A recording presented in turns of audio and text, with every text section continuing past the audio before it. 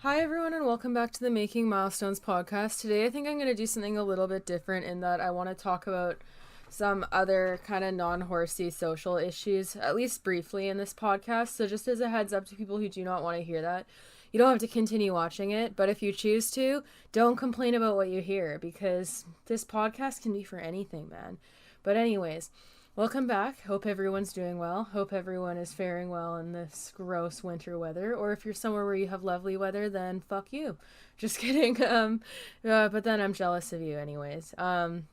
So yeah, today I guess we'll start off this just because I wanted to briefly talk about something that has been bothering me that we've been kind of watching unfold in Canada and my thoughts on that. And then we'll go into just talking about how this same type of like dissonance in thinking style, how it is encouraged in the horse world and created in the horse world by professionals and then perpetuated to youngsters and all sorts of people of all ages in the horse world. So yeah, that's kind of the plan for today's topics. For those of you who might know what I'm getting at if you're Canadian or if you've been watching the news, the first thing I wanted to touch on is the Freedom Convoy, which, for those of you who don't know, it's basically like this protest of truckers who are protesting the new mandates that would require unvaccinated truckers to quarantine or be subject to heightened COVID testing protocols if they wish to cross the US Canadian border.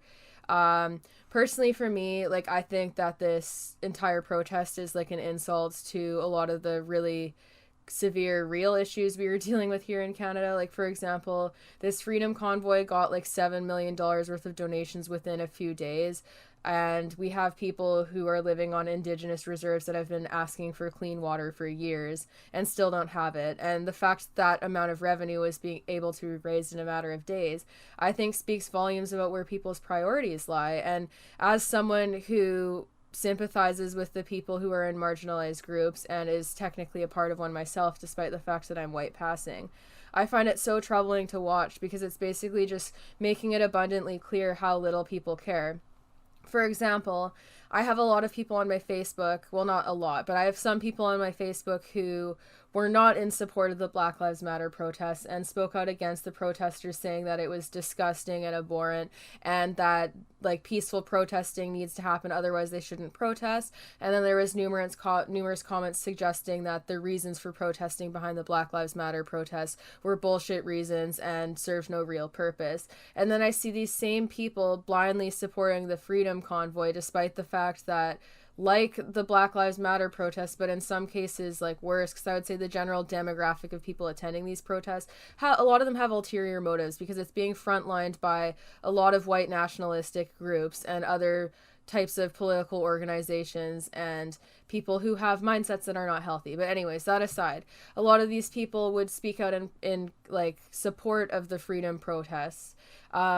And I've not seen them yet mention the fact that the freedom protesters, I think it was in Ottawa, they actually like harassed and got all up in the business of workers at a homeless shelter and made it so that the shelter had to close temporarily and could not help the homeless people who need it. And like, if we want to talk freedoms and violation of freedoms, can we not talk about the fact that having shelter and like basic access to needs like water and food aren't freedoms that a lot of Canadians have access to? And they actually were further deprived that access because of these quote unquote freedom protests with the Freedom Convoy. And realistically, the part of this protest that pisses me off the most is having read what the new mandates were. It just says that unvaccinated truckers would be subject to quarantine protocols, COVID testing protocols, and different protocol than what would be a vaccinated person. And that's not a violation of freedom. That is a natural consequence for someone's choice not to get vaccinated. Like the fact that people are trying to word this as like, oh, we're being forced to be vaccinated. No, you are not. But your choice not to be vaccinated is inconveniencing you in some fairly minor ways in the grand scheme of things. And these people who have never actually tasted what real oppression is like a day in their life think that this is what oppression is. And then they're then using this as a reason to start like bitching about their rights and their perceived lack of freedoms. And I just want to reiterate that I'm saying this as someone, I did not vote for Trudeau. I think he's a dumbass. I don't support Trudeau. I think he's very fraudulent and virtue signaling. And I think he's full of shit. I don't like him. I don't like most politicians. I don't think there's really any politician out there that's entirely void of corruption.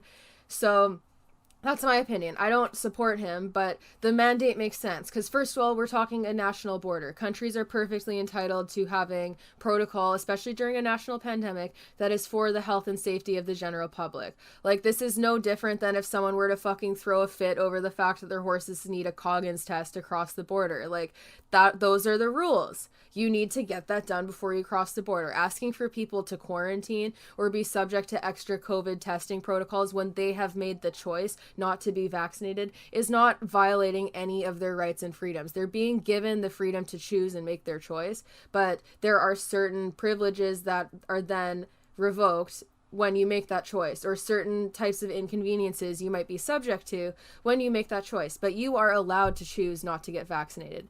And the reason why I wanted to talk about this is because I've seen on numerous occasions, not even just one social platform, not one person, large groups of people where they will compare the whole like vaccine mandate. I use that loosely because it's not mandated. Like, you're not being pulled out of your house and forced to get vaccinated. You are just being told, hey, you cannot go to restaurants if you are not fully vaccinated. And right now, during the height of a pandemic, when we are experiencing higher case numbers due to the fact that the virus has like completely morphed into different types of a different type of virus. Sorry, I forgot the fucking a different, what's the word? Strain. Okay, yeah, we're getting different strains of the same virus, and it's been more able to develop and mutate into different strains because of the lack of people getting vaccinated, and they're like perpetuating a lot of these new strains that are now infecting vaccinated people. And yeah, it's not, your freedoms aren't being violated. You are allowed to make your choice, but that doesn't mean that you're free from all consequences of that choice. This is the same with any choice that we make in life. Realistically, you can have the freedom to do things, but it doesn't mean that you're free from all consequences. Like, technically, I have the freedom to go walk up to whoever the fuck I want and be like, fuck you, you're stupid, I hate you, in your face. But that doesn't mean that I'm free from not getting fucking punched in the jaw if I do something stupid like that, or having someone call me out, or having someone film my conduct and then send it to my mom or someone and be like, your daughter's a bitch. That, like, I have the freedom to do that, but it doesn't mean I'm free from consequences of my actions, and this is no different. And the part that's really troubling is the fact that these people think, like, they truly believe their freedom is being so violated that it's comparable to, like, segregation. Like, I've heard numerous people use the term segregation. And for those of you who aren't aware, February is Black History Month, so there's no better month to fucking undo ignorant ideals than this month. Because if for a second people even remotely think being asked to quarantine or have extra COVID testing protocol is to the degree that segregation and slavery was, it shows how uneducated you are, and it's decided ignorance because you're using a comparison that you actually don't know the gravity of to try to further your point while not actually caring enough to become educated on what comparison you're drawing. And I've even also seen people compare the vaccine mandates to the Holocaust as well, and it's like, for fuck's sake, you are literally trying to use people's trauma, generational trauma, that it still affects people today, and that the toxic mindsets and dehumanization and horrible trauma and torture that we did to these people, the repercussions of that still exist today. There are still constant cases of racism towards Black people and injustices and inequalities that exist because of how much we dehumanized them during the slave period. And we see the same with Jewish people as well. Like, there are still long-standing issues because of that degree of trauma that these people underwent.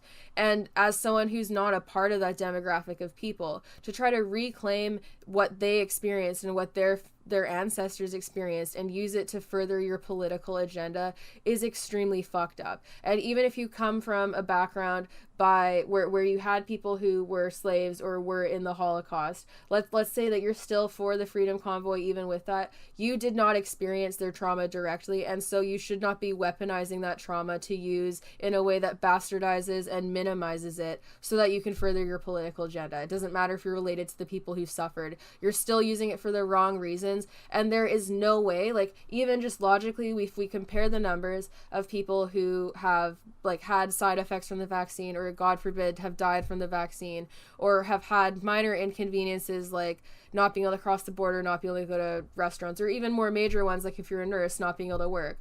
If we compare those people and those, in the grand scheme of things, minor inconveniences, to people who were fucking tortured, gassed, murdered, treated like animals, and just fucking like forced to like out of their homes, away from their family members, had to watch people be tortured in the masses in front of them, had to watch family members be bought and sold and exchanged like their cattle, like how in your right mind can you even fucking think that that is a fair and relevant comparison to draw? Like, it is literally illogical, even if you just reference the statistics from an entirely unemotional perspective. The statistics related to death, injury, and lasting mental trauma that then gets passed down to family members, they speak for themselves. And if you actually look up what happened to these people and learn the degree of what occurred during both the Holocaust and the slave trade, it is disgusting. Like, what we are taught in school, and especially speaking for like Americans, depending on where you are in the US, your education varies dramatically. What you are taught in school about these things probably is nowhere near the full truth, and they're leaving things out either to make themselves feel and sound better or to try to avoid traumatizing children, because it is that bad. Like, the amount of people who, like, first of all, it's in the millions of people who were murdered during the Holocaust, and with slaves, the same thing. There's no real accurate number on how many people who were dead during the slave trade, because no one cared enough about these people to really mark down their deaths. And there's also people who were jumping overboard from ships while they were being kidnapped from their homeland and brought to North America. So there's like that many people that would be in the bottom of the ocean somewhere, having fallen to their death, trying to escape something that they did not want to be a part of, and their deaths were never tracked. So the amount of people who were dead during both the Holocaust and the slave trade, we can assume that the numbers we have are on the low end of things, because like I said, these people were treated like they were nothing. They were like the dirt under the shoes of those who were in control. No one gave a fuck about torturing them and maiming them and having them be distressed and hurt and upset and constant and like just being traumatized and tortured. People that were like causing this to happen did not care enough to actually accurately track the statistics, and it would be well within their benefit to try to underrepresent it, to try to make it sound less bad. So if anything, there has been more issues caused and more deaths caused by these horrible, traumatic historical events than what we were being told. And also just like the instances of what we know happened to people, regardless of how many people were impacted, can we not at least all agree on the fact that, like, to dehumanize people to the point where you whip, beat, and enslave them and like sell their children, rip their children off of their breasts like as soon as they're born, and then sweep them away from moms, force black women to breastfeed white children, and basically become nanny goats to children that they did not conceive, and then not be able to properly care for their own children. Like, we're not even talking like adult humans being abused. There were babies that were tortured and killed, thrown away, used as fucking live bait in some cases. People would take black babies and do that. Like, it's horrible. And so many of these people who are at the Freedom Convoy are the same fucking assholes that'll be like, oh yeah, I'm pro-life. And it's like, are you though? Like, first of all, if you're so pro-life, why are you fucking downplaying something that resulted in the deaths of so many, so as to compare it to like your minor inconveniences from you not being vaccinated? If you're alive and able to drive a fucking car to go to the Freedom Convoy, you have way more freedoms than anyone who was segregated ever did. So let's just stop right there. Because if you can fucking operate a vehicle and go to protest and not get gunned down and murdered or caught and like re-enslaved or fucking told that you're not allowed to coexist with white people, if you can go and do that, you already have more freedoms than the very people that you're trying to compare to. And it just does our history such a disservice to try to bastardize it in the way that it is being done, to try to compare it to like these freedom convoys. And it makes me so mad, because it's like, I've only ever seen the people doing this, they're white people. Like, I don't, like, if there is a small demographic of people who are people of color and have been impacted by these things that are then comparing the Freedom Convoy to that, they are the minority. The majority of people are extremely disgusted and hurt by this, because also, like, it has clearly shown the dissonance, whereas, like, people who didn't want to, like, speak out during the Black Lives Matter protests or do anything during that to help support black people and their voices, they are now using their voices to speak out of this, despite it being like a way less severe welfare infraction and way less severe moral problem, because first of all, no one's being fucking murdered, and secondly, like, you are allowed to not be vaccinated. Like, you are allowed to choose to be unvaccinated. They're not fucking ripping you out of your house, strapping you to a gurney, and stabbing a needle in you. You are allowed to choose not to be vaccinated. No one is stopping you from doing that. Full stop. It is a lie to say that you aren't allowed to be vaccinated. Now, if you're a nurse and you want to keep your job, go get the vaccine. Why did you join the medical system if you don't believe in the very concept and like belief system that you are trying to work within? You took on a job as a medical care professional and a healthcare professional, but then you're saying you don't believe in basic healthcare protocol. Get a different job then. It's not everyone else's fault that you chose to go to school for something that you clearly didn't believe enough in to actually take the schooling seriously. That's no one's fault. That's your fault. You chose the wrong job. Sucks to be you. You wasted money on school. Boo-hoo, too bad. Lots of people do that. Like, it's just a consequence. Also, you could choose to get vaccinated, and the statistics that show from vaccinated people show that the risks of, like, issues from the vaccine are so small, and it's like you're literally more at risk fucking operating your car every day, driving down to Ottawa to go to the fucking Freedom Convoy. You're more at risk of dying from a car accident going there than you are from the vaccine. So, like, I guess just get with reality. But, like, yeah, since this has happened in such a close proximity to the Black Lives Matter protests and all of the, like, racial protests relating to that, and also the water protests for Indigenous people that literally just want clean water on their reserves. That's all they're fucking asking for. The proximity of these protests to those really shows that it's not due to, like, lack of ability to help. It's just that people do not care enough about the racial rights of, like, Black and Indigenous people to actually help. Because if you can raise $7 million for the Freedom Convoy within days, the money to help Indigenous, like, people with getting their water is there. It's just not being allocated where it needs to go. And also the drive to, like, support and advertise and help these people fundraise to get that, even if the government wasn't going to help, is clearly there if people are willing to put it there. And also, all of these people who did not want to speak out about the rights of Indigenous or Black people or during the Black Lives Matter protests are now speaking out and using their voices now. So it's not that they didn't want to, that they couldn't speak out during the other stuff. It's that they did not care enough. And yes, you're entitled to being apathetic, but what you're not entitled to is people just ignoring what that apathy represents, because what it represents is that you do not care about the lives of Black and Indigenous people as much as you do about yourself and your ability to go to restaurants and cross the border. And that's the gist of it. Because realistically, like, if you were actually worried about, like, your health and safety from the vaccine and it was just about that, there is nothing stopping you from also simultaneously supporting the other stuff that's going on and being like, hey, like, this is a much more pressing issue. Like, I have clean water and I can tolerate not going to a restaurant for a few months and move the fuck on. But no, they're not using their voices for that. So this is my little rant on the Freedom Convoy and what the mindsets that it's enabling represent. And also, not even to mention the fact that there's so many hate symbols at the rally that, like, in Ottawa, like, people were wielding flags and, like, flag Nazi and Confederate flags and other racist symbols. And it's like, okay, like, do you not see a problem with the fact that there's a pretty decent chunk of your demographic that is literally white supremacist?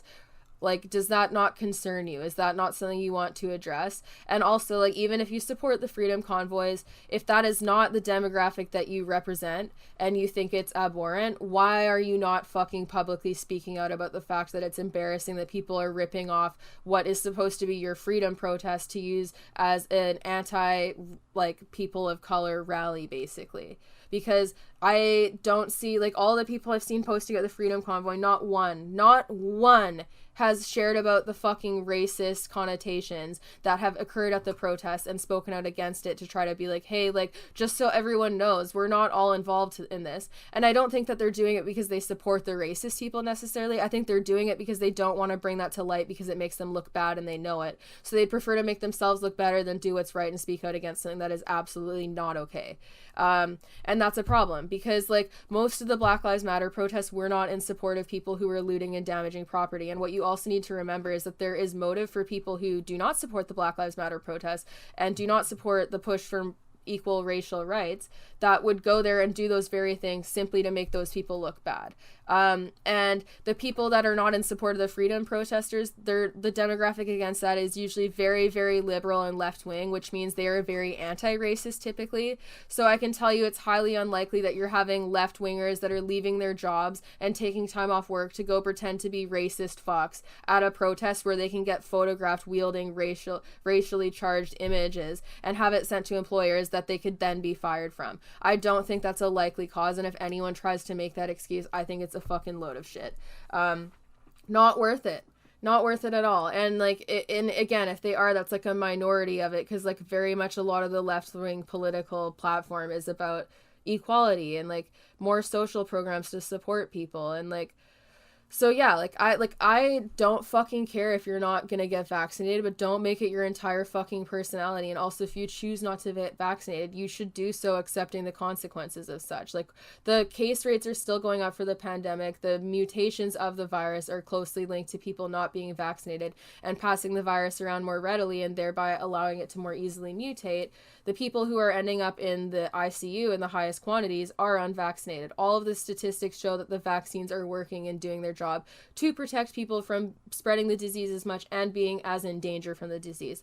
The statistics show that. If they didn't, vaccinated people would be ending up in the ICU just as often as the unvaxxed. And honestly, they should be in there more often because there's a higher population of vaccinated people in Canada right now than there is the unvaxxed. So the fact that there is a disproportionate amount of unvaccinated people in the ICU with COVID shows that vaccines are working, because realistically, if they were not, vaccinated people should be in there more than the unvaxxed people because they are a higher portion of the population, meaning that there are more of them to get infected and get so sick that they go in the ICU if the vaccine was not doing its job. So bottom line, that's what the statistics represent. If they change, and if people start all fucking dropping dead at high rates from the vaccine, and by high rates, I don't mean a fractional percent that is well under 1%. That's not what I mean by high rate. But if it actually starts having high instances of problems, then I can change my tune slightly, but it still wouldn't be such that I would say that like you're being oppressed because you're not allowed to cross the border without getting extra COVID testing or having to quarantine. Like, you're still allowed to cross. They're just telling you you have to quarantine and you're subject to different COVID testing protocol.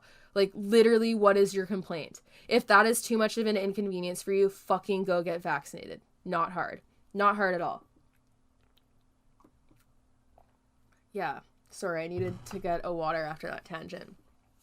But yeah, what this speaks of is that it's just showing us how little a lot of humans in the general population care about other humans. Like, they don't care if Indigenous people have disgusting drinking water that they literally cannot safely drink because it's fucking sludge. They don't care that these people are people that we've oppressed and taken advantage of and like committed genocide against and continue to abuse by ignoring their requests and not fucking giving them the bare minimum requirements for basic life, which is clean drinking water as one of the main ones. Like, it's just so disrespectful. We're highlighting how little we care about people. Like, also to, like, on an aside from the Freedom Convoy, more people have died each month from overdose on the downtown east side than what we've lost from COVID, and consistently so. Like, I'm pretty sure one month we hit, like, where it was almost double the amount lost from drug overdose. The money going to things like Freedom Convoy could be going to help those types of people get treatment and get the help they need. More mental health care programs, more homeless shelters, more places for people to live and go for basics like food, shelter, warmth, water, all those things. Like, we put money into such fucking hateful, pointless bullshit that realistically at its core is just people bitching and moaning about being minorly inconvenienced over a choice that they made by choice. Like, part of being a free person is being able to make choices and see the consequences of them, which you are being allowed to do. And it's just so upsetting to see like the lack of care from other people, because there's people that have it like so much worse than you that like have been needing help and requesting help and could have used your voice and could have used you guys going in a convoy and fucking marching for them. And instead you're using it for something that you're not even being forced to do. Like, the entire implication of these protests is saying that they're being forced to get the vaccine. No, you are not. Where is the force? having certain inconveniences because of your decisions isn't force. And also what we have to consider is that there's people who are immunocompromised and cannot get vaccinated that also deserve to feel safe, and they don't even have the option. So if we want to talk about removal of freedoms, consider those people who are at risk of becoming horribly ill if they get vaccinated because they're immunocompromised, but are also at risk of becoming ill because of the lack of people willing to get vaccinated and the lack of people willing to follow protocol to keep them safe. They deserve the freedom to go around and do basic things, but like you, they're fucking losing it, but without the same choice. And you don't see them fucking bitching and moaning and trying to start a freedom convoy and like leaving their jobs and asking for millions of dollars worth of funding. And like, it's just ridiculous. Get vaccinated if you have a job that requires it, or find a different job. Like, you have choices. Freedom isn't the freedom to fucking bully other people into bending to your will and potentially endangering themselves or other people just so that you can coexist without any inconvenience. That's not freedom. If anything, what these people are asking for is for other people to give up their freedoms and their safety on their behalf, despite the overwhelming evidence showing why you shouldn't do that. And it's ridiculous. It's so selfish. Like, you can't freaking, like, oh, there's so much hypocrisy in all of these views. I can't even believe it. But anyways, I'm going to move on to horsey topics because I know not everyone likes political stuff. But please, like, if you're watching this as someone who's like a little bit iffy about the vaccines, at the bare minimum, I think we can all agree on the fact that it's absolutely disgusting that like so many issues have gotten like written off as not being a problem when people are literally dying and being abused and being like prisoned at disproportionate rates, and like literally like Black people are targeted so disproportionately by police and in the legal system. So like, and this is again something that you can statistically tangibly prove. So if you feel that this is infringing on your rights, why don't you consider all the other people that you have within even the last 2 years completely ignored when they're trying to fight for the same thing, but way worse because it's actually a violation of freedoms and basic rights. So consider those people, please. And also consider the fact that like you can choose not to be vaccinated. Like you're literally by definition not being forced to, just because you experience some level of inconvenience. Like, holy cow. Anyways, so we're gonna just we're gonna have a little quick note for the sponsor of this video, a little quick sidebar, and then I'll go back into like kind of horsey things and this same type of mindset. So yeah, just a quick moment for the sponsors. Thank you everyone, and thank you to the sponsor of this podcast, Ana Luisa. I would like to thank my sponsor of this podcast, Ana Luisa Jewelers, ANALUISA. That's Ana Luisa. They offer high quality, affordable jewelry, and it is so cute. There are so many great options. I've gotten several pairs of their earrings, and I absolutely love them. Anyways, they're having an amazing Valentine's Day sale that is on now, and I highly recommend checking it out. I've linked a link down in the description of this podcast, and you can go check out their products and shop their Valentine's Day sale that is on now. Thank you again to Ana Luisa Jewelers for sponsoring this video. ANALUISA. You can check out their website by clicking the link down below in this podcast description. And thank you again. I highly recommend checking them out. They're a sustainable company. Okay, anyways, people, so how does this cross over into horse things? Well, I will tell you, because I wanted to bring this up because I've also noticed some crossover between horse people, where I will have horse people who are very, very open to scientific opinion and changing their horse opinions, but then there's some level of disconnect in perpetuating that same ideas to like the vaccine research and virology and all that jazz. Like, they just don't consider science then, and then they start completely disbanding from like scientific opinion, finding credible information and all that, and just go completely in some other direction.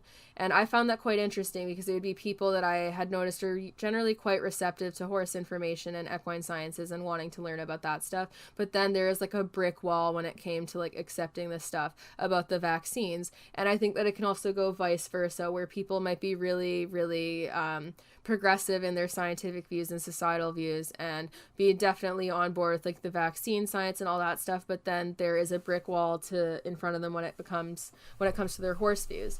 And I thought this was very interesting because the lack of crossover is like it's a very good example of cognitive dissonance, where they will allow for certain types of logic to exist in certain areas of life, but then want to be closed off to it in others. And it is a protective mechanism because it can be hard to criticize your views and kind of like undo old biases or accept what is factually correct, especially if you have pressures around you from like your family, your trainers, your friends, all holding a similar type of view and making you feel like you need to hold it too. It makes it even harder to let go of that and accept fact, especially if you constantly have people around you who you generally trust and respect just kind of peddling you bullshit as factual information and expecting you to believe it blindly without question. And generally speaking, these types of people, especially when they're like older than you or have some type of authority power position, like a trainer, a parent, a teacher, and so on, a lot of them will use like making fun of people or making like someone feel small if they don't agree with them, and they're not open to being like disproven. So even if like a person who was under the influence of one of these authority figures tries to disprove them using factual evidence, it doesn't matter, because these types of people are the types of people who will gaslight you into believing what they believe, or basically like not accept any fact that proves them wrong, because all they are looking for is a confirmation bias. You could literally tell them the sky is blue, prove it beyond a shadow of doubt, and they would still argue that it's purple. And yeah, so it's interesting to me because there is some crossover where like some people will be really accepting of science and logic in certain areas of life, and then they completely refuse it in others. And I see this in horse people a lot. And what I've noticed with the horse people that are really closed off to like horse science information is that usually at some point in their immediate life, or like in recent years, even if the person they've moved on from, usually it's a trainer, there's someone that they really respect and idolize in their life that they generally kind of have a bit of an abusive relationship with, because usually the trainers that develop this type of power do so by making their students feel like really small and stupid a lot of the time, and like that they don't know what they're talking about, and like constantly correcting them, berating them when they do something wrong, being really hypercritical when they make mistakes in lessons, and then every now and then just giving them a really tasty, juicy compliment that feels so amazing because you're used to having so much criticism and harshness 99% of the time, so the compliment hits even better, and you like literally spend your life searching for those tiny little snippets of compliments, even when the person most of the time is not treating you very kindly and with respect. And then these trainers manage to develop a pretty good grasp of control over their students through treating them in this way, and their students will start to kind of blindly peddle whatever their trainer tells them, and they don't really fact check or want to look into differing views, because the trainers typically heavily discourage this, make the student feel like an absolute idiot for even considering or asking, or even for a second considering that someone could have a more educated view than their instructor could. They go out of their way to make someone feel small and stupid for that, and just basically make them feel reliant on receiving advice from them and only them. And this gives these types of people a lot of power, because then they create like this cult-like following and mindset where people don't ever question them or what they could be doing wrong, and then it causes their students to always make excuses for the trainers, even in situations where they start to kind of at least get like an inkling that something is going wrong. They'll find ways to make excuses for the trainer, to excuse the behavior and justify it in their head to make themselves more comfortable, also because they don't want to look at that trainer through a negative lens.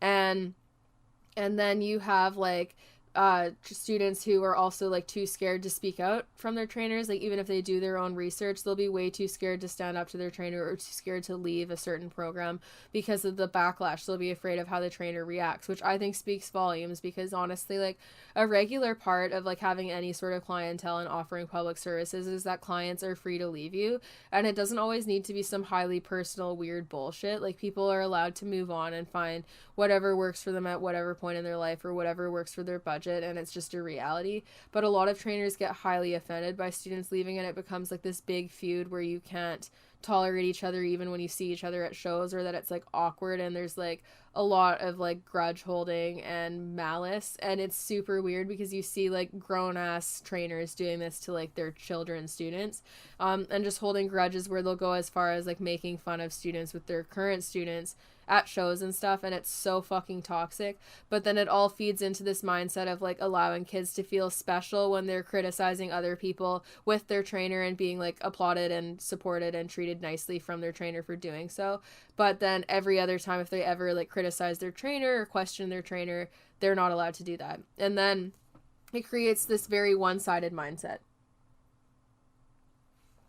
And the problem with that is it can be really hard to break free from, because it can be really scary and overwhelming to even think for a second of like contradicting your trainer and like telling them you don't agree, because you know how poorly they'll react.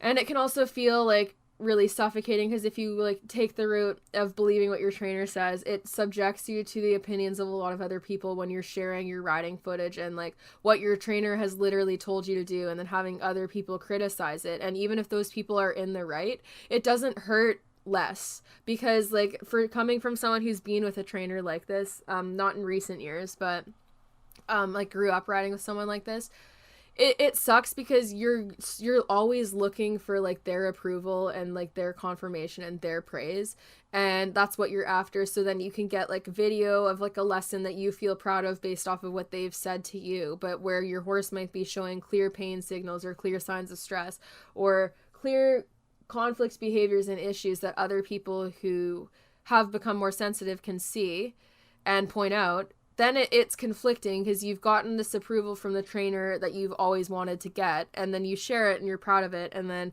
other people don't feel the same way, and then you're like, who do I believe? And it becomes this really big internal conflict, and it's a lot easier to redirect your anger onto commenters that are online and that you're not close to and that you don't have a personal relationship with, because they're an easier target of redirecting your anger. You can insult their intelligence without knowing any of their background and just assume that they're idiots and that you're so much more smart and superior, and so is your trainer. So this is usually the route it takes, and then it draws like such a firm line between these two sides and alienates like either side, that it makes it really hard for people to be receptive, when really it's like honestly the fault of like an adult authority figure teaching kids wrong shit and teaching them really toxic behaviors and normalizing not asking questions, not being curious, not questioning certain training methods, and not trying to communicate with the horse. That's all normalized. And then for the people who haven't had those toxic mindsets normalized, obviously all this stuff will jump out and be immediately obvious when they're watching videos, and they'll see clear signs of stress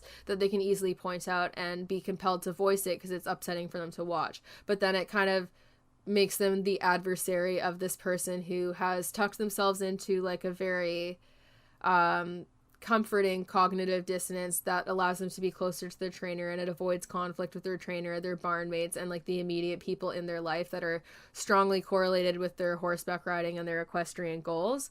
And it instead allows them to redirect that anger to other people on the outside, and then go and talk about what happened with their trainer and the other kids around the farm, and be in this echo chamber that is just constantly representing the same opinions.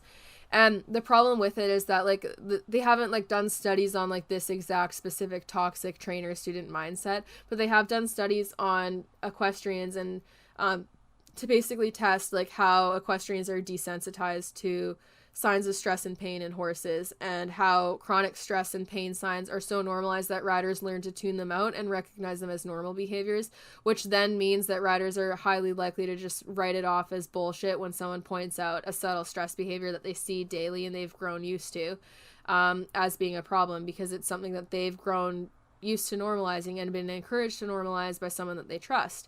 And then it makes it so that like they are very, very defensive, and then it also makes people be like, oh, like you can't post anything online, people nitpick everything, blah blah blah blah blah. And it's like, yes, to some extent that happens, like some people do nitpick stupid things, but from an equine welfare perspective, it's not really a bad thing for us to become more critical at reading our horse's behavior. And especially when people are having to see someone post like a chronically stressed horse day after day, not clearly having the stress addressed, it can be really hard to watch that and never comment. And obviously they can unfollow and move on and not say anything, but at the same time, like just from my personal experience, like if it hadn't been for those people that cared enough to like say something and tried to reach me in different ways and would try to get through to me and try to like undo some of the damage my trainer had done to my mindset and my ability to critically think, if it hadn't been for those people, I honestly probably wouldn't have experienced the growth that I have today. So I'm really thankful for those people, and I'm trying to do that more too, where I offer information and different ways of thinking for people who might be stuck in a certain pattern or mindset that's toxic, because it doesn't serve you. And when you're in that mindset, you don't realize how much of your behavior and your emotions and what you struggle with are actually directly related to that conflict of like feeling trapped by your trainer, or like the weird toxic relationship that is between like a really harsh aggressive style trainer that is really condescending and typically like will pick apart their students in not an overly constructive way. It's kind of mean, but like if unfortunately in horse sports, like meanness and harshness in trainers has been like hailed as like awesome because of people like George Morris popularizing it. And for those of you who don't recall, George Morris is actually a pedophile, so I don't really think we should be taking his opinion on anything, because he also just treats people like shit. Like, he's made being an asshole to people his entire personality, and since he achieved success with horses, people liked that and they rewarded him for it and wanted to model it. So a lot of trainers started to do the same thing, because like from a show perspective, like at a clinic, like sure, it might be more fun for the audience to watch if you're making fun of riders, but is it the most productive way to actually have the riders receive your criticism and have it be constructive? No, it is not. And he did it to the point where it was like cruel, because he would go as far as like fat shaming and body shaming people. And since he's so prevalent was so prevalent in the community and so respected, him doing that normalized it to everyone else and basically showed other trainers like, oh yeah, like it's totally your business to fat shame your riders. And then we see like issues within show barns of riders developing eating disorders and being encouraged to do crash dieting and stuff to lose weight to fulfill these ideals because of trainers like that. And the lack of discussion about this toxic trainer student mindset also allows them to do that more and normalizes it, and it can make kids feel really alone. So I think it's important to point these things out and just like talk about, because like your trainer is like, you're paying them for a service, and like you shouldn't be paying them to make you constantly feel shitty about yourself and just be mean to you. Like, you can learn a lot more easily and readily through someone who is going to be kinder to you. And like some people might be like, oh, I learn best with like a harsh direct trainer, and it's like, okay, great, but like you can be direct and to the point and constructive without like actually being mean to someone. And I think that's something in training that's like an important thing to do, because like there's literally no reason why you should ever need to body shame someone to get your point across, or to like mock them publicly and try to humiliate them in front of your other students to get a point across. And like if you have that type of relationship with someone where you can like make jokes and have them laugh and it's fine, then great. But a lot of students aren't feeling the same way, and they end up feeling really like targeted and ashamed by how their trainers behave, and then it basically like normalizes bullying to them, and then they start bullying other students and being like hypercritical and assholey. And like, I don't know, like I developed such a bad attitude through watching my trainer with her attitude that she took with horses and people, and like how she handled being criticized or how she handled when a horse pissed her off and stuff. It taught me such a fucking piss poor means of coping with like that frustration and whatnot. And it really set me back. It did not help me at all. And it also made me close-minded and not receptive to like the opinions of anyone else other than her, which for her is great, because it means that I was completely reliant on her opinion, and we were paying for her expertise and just like only her. And it also made it less likely that we would go seek outside opinions, because she'd made us feel helpless. So for a business perspective, it's good because you can create like this cult-like support where your students always rely on you and can't do anything alone. So then they always need to pay you to help them with shit. And it also means that the trainers never have to really be fully accountable for their own behavior, because they just find any way to justify it and normalize it. And if like a kid has a problem with how they criticize them during a lesson and says that it hurts their feelings, then it's like, oh, well, you need to toughen up then, instead of it being like the literal adult trainer's job to soften their behavior to make it more receptive to that type of student who might need a softer hand. And like the lack of accountability for trainers and the lack of like credentialing that is required of them is a huge problem, because it allows these types of people who honestly have like a lot of narcissistic personality traits, it allows them to feel like invincible and feel like they're equally as qualified, if not more, than other people who might technically have more qualifications but might have done less impressive stuff in the show industry and whatnot. And that's really dangerous, because it's basically saying like, oh, like you can pretend you know what you're doing, and you can literally rewrite scientific information about horses and how they think and behave and how they need to live, if you've just like taken care of them the wrong way for long enough that you believe it's the right way. And I think that's a problem. It should never be a position where students are like even being like having access to finding people that are this poorly qualified for their jobs, because it should be like horses are so dangerous as is, like on a good day when they're going around well, let alone when they're like deprived and in extremely poor management and chronically stressed and taught to mask behaviors. Like horses are dangerous. Like we are allowing people to endanger children and new riders with their lack of experience and lack of knowledge, and perpetuate ignorance that then gets cycled through people for decades or more, or the rest of their life, and then taught to new people. We're allowing this to happen at a massive rate, and there's not really anything to stop people from doing so.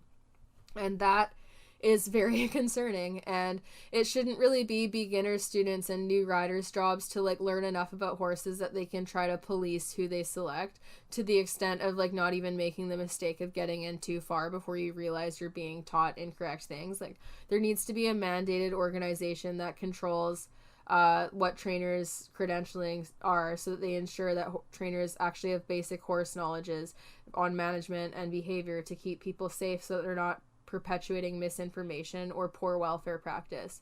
And we don't have that yet, and a lot of the most respected means of certifying yourself as a trainer really don't touch on equine behavior or management or welfare at all, and that's a problem. And it's not the job of students and like amateur riders or junior riders to do, it's the job of the trainers. And it makes me really sad, because then like it impacts the students where they're going to be chronically frustrated and feeling bad about themselves, and like not really knowing how to get ahead of with their horse, or why certain things are still a problem with their horse, because they're never being taught how to properly address this. They're being taught how to mask, they're being taught how to lose their patience on the horse and other people who wrong them or who they feel wrong them.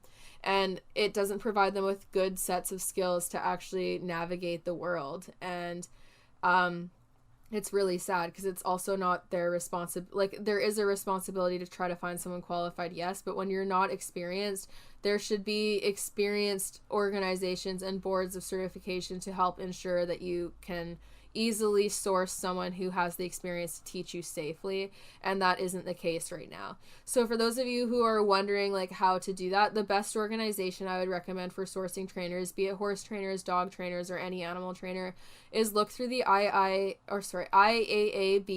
database, International Association of Animal Behavior Consultants is the full name.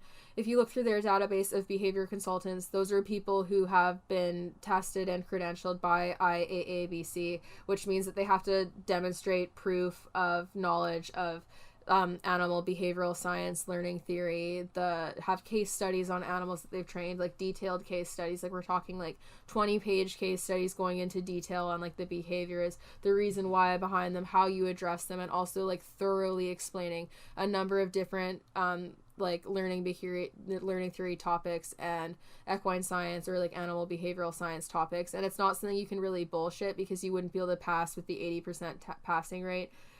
If you were just bullshitting, you would have to study. It's not something that anyone could just pass by fucking like trying to fake their way through. It's a very intensive testing process.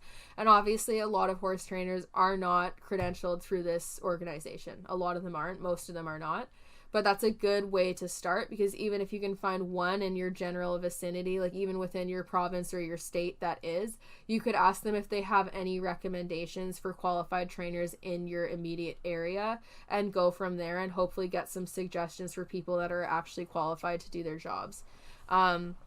But like, it is very easy to spread misinformation. It is very easy. Like I've literally joked to people that I could put on a lab coat and a stethoscope and film a video where I say I'm a doctor and that the vaccine is killing people, and people would share it without fact checking anything and would believe it, because it confirms what they already want to believe. It is a confirmation bias.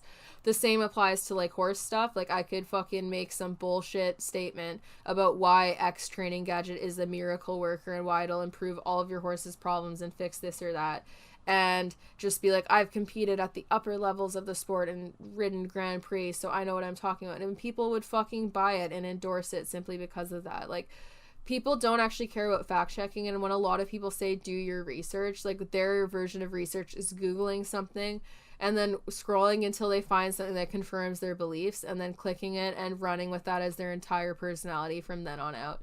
So the important thing to consider is that like actual research is conducted by researchers, and in order to be able to do that, they have to jump through a whole lot of hoops. And in order to have studies published, they have to jump through a whole lot of hoops and get them peer reviewed, and there's an intensive process to do so. So it's not something that just anyone can do. So your best bet, if you are like worried about your beliefs or unsure about something, is to like actually go to people who are educated on the topic, like equine scientists, behaviorists, psychologists even, because there's a lot of crossover even between animals and humans when it comes to learning theory. And then with like the virus stuff, like virologists, epidemiologists, like I have friends who work in the ICU as respiratory therapists who are like exceptionally important during a pandemic that affects the lungs, as you could imagine. So for like where I stand is like I would have to be so far up my own ass. Like I would have to be so up my own ass as someone with no education on viruses or human health, and how vaccines work or how this virus is impacting people in the ICU. I would have to be so up my own ass to actually like look someone in the eye that has done all that schooling and has gotten their degree and is practicing their job in the medical field and be like, no, I know more than you. I am smarter. You'd have to be so self-absorbed and just fucking ignorant as fuck to do that. I'm not willing to do that. It's an insult to my friends who have underwent the education that they have so that they can work and help people during these jobs. I see how stressed they are. I see how the ICU impacts them. I see how tired they are. And if they believe in the vaccine and feel it is safe, they're not making any money from telling me to get it. They don't profit at all. If anything, it just might make their days in the ICU easier. So I'm inclined to believe what they think because they get nothing out of it. So whereas like honestly, like there's a lot of money in anti-vax propaganda because it's also creating such a hard line between like different political agendas and creating like such extreme views that it serves the purpose of creating like general unrest and problems within society.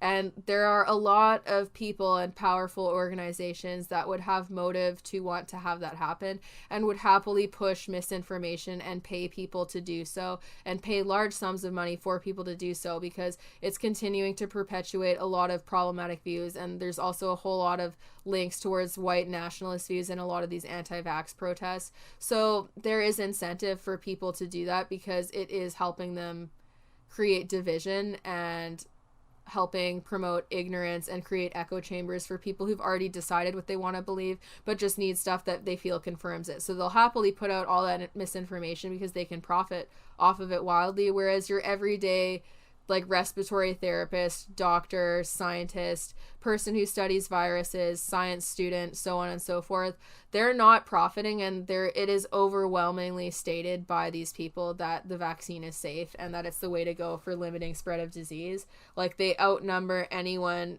who is educated that might say that's not the case like 100 times over. And for the people who are doctors that might say that the vaccines are bad or whatever, like there's such a small percentage that I think that people also need to consider what I just said, that there is financial incentive for people to do these things and to perpetuate misinformation. So maybe consider what the motive is for the people who are perpetuating information even on your side, because speaking from my side, all of the people who are immediately educated that I know personally and trust personally, they do not receive any sort of monetary handout, and I think that speaks for most of the people in the medical sector. I have lots of followers who work as nurses, doctors, veterinarians, or who are in the scientific field who have reached out to me on this topic and have reiterated the same thing. Like there is not really anything to gain in it for them other than spreading information that is factual.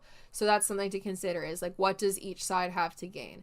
For me, for example, like with sharing horse information, people could view that I have monetary gains to be had from doing so, but I provide so many free resources and tell people to learn and fact check on their own and to do their own research and just follow the science, that for realistically, there's not a whole lot of compelling monetary advantage to me. I could have more if I tried to like coin my own method like Clinton Anderson did and make people feel helpless to help themselves without me being immediately involved. And I could make a lot more by not providing so many free resources or doing these podcasts and stuff which for free. Like I don't make money off the podcast other than when I get sponsors, which is very infrequent. Like this is my first sponsored podcast, or the one right before this was the first sponsored one with Luisa. I've never had sponsors before. The only way I can make money off the podcast is by getting people to sponsor it or by getting people to join my Patreon channel. And realistically, it is not that much money. So there is not really an incentive for me to put all of the time in that I do to providing the free resources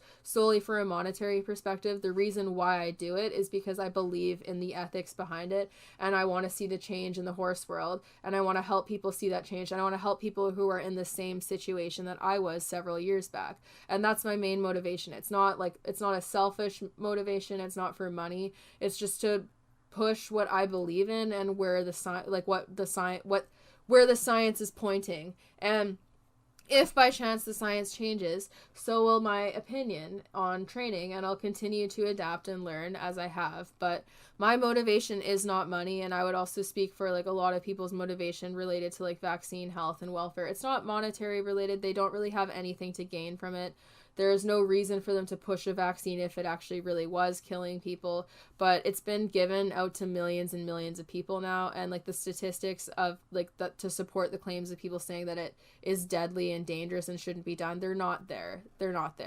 If that were the case, if it were that dangerous, most of the population would be dead, and it would just be like the anti-vaxxers living right now. And if that were the case, you guys would have no one to fight with.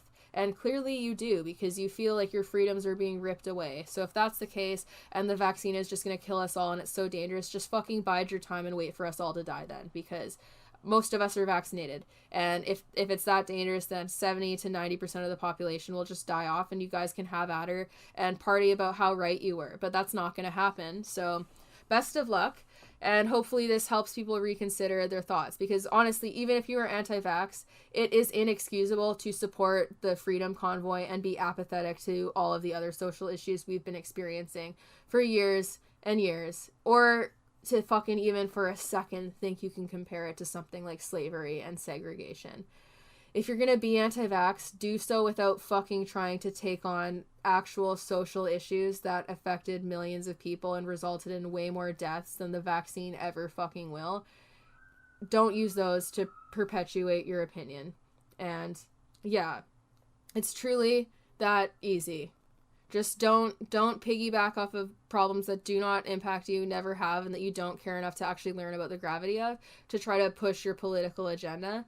And if you're gonna like tell other people to research or talk down to them like they're stupid, you better damn well make sure you can substantiate peer-reviewed evidence on your side that is way more supporting and like larger sample sizes than everything else we already have. Otherwise, you're entitled to your opinion. You can't expect other people to agree with you and abide by it. You can't expect other people to believe in it when there is little to no evidence of it. And you can't expect people to put their own health in jeopardy or to do things that might make them uncomfortable just to appease you so that you can go and cross the border freely and unvaccinated, or walk into their restaurant freely and unvaccinated and not have any consequence. Because basically what people are asking for with these protests is that they want other people to make themselves more uncomfortable or put themselves more at risk or put themselves at more risk of like mutating the virus, spreading to people who are immunocompromised, etc., etc. They want those people to put themselves in a position that they might not feel safe in just to appease the minority, which is not fair. And this isn't, and if you are like a pro-life person, like I don't like using pro-life because I don't view it as pro-life to just be pro-fetus, but if you claim you are pro-life, then you should be, if you're going to be unvaccinated, you should be so silently, because it's not very pro-life of you to try to coerce and bully people into allowing you to do something that has been linked to spreading the disease more and mutating it more, thereby making it more dangerous to people who are immunocompromised and cannot get vaccinated. So it's not very pro-life of you to perpetuate a pandemic that is killing people and continues to kill people at a high rate, most of which are unvaccinated. So just some food for thought. And just something to consider if you notice that because of what you've been sharing about the Freedom Convoy, that a lot of your friends of color who are in minority groups aren't necessarily too keen on you anymore. Some food for thought. This might be why. And if you have compared this to segregation or slavery, I hope you learn how to shut up and think of a better comparison. Because if you need to make up some bullshit comparison that trivializes slavery and like the Holocaust, then you clearly know you have no argument and you are willing to completely harm and discredit the struggle of like a lot of people just to make yourself feel better, which is fucked up and selfish, and also not very pro-life of you to trivialize something that killed a lot of people. So anyways, just some food for thought, guys. And yeah, this is a little bit different of a podcast, but I thought that these topics were important because it's very much related to the transfer of information and people's belief systems. And I think that it's important for people to consider that belief systems can absolutely be biased. And while you're entitled to your own beliefs, it doesn't mean that people should give up like tangible, factual information that can be proven and tested and shown in front of them for your belief system. And everyone's entitled to your beliefs. You can believe in things that are not proven. There's a lot of them. There's a lot of spiritual and like religious cultures that believe in things that cannot be tangibly proven and that are just passed down by word of mouth. And you are absolutely entitled to believe in any of those things. But you are not entitled to try to strong arm those viewpoints that are just your beliefs for yourself and try to force the general population to also follow suit, despite the fact that it might impact them in a negative manner. Your belief system is yours, but science is the pursuit of factual information, and this is what we need to follow when we're trying to be transparent and fair to both sides.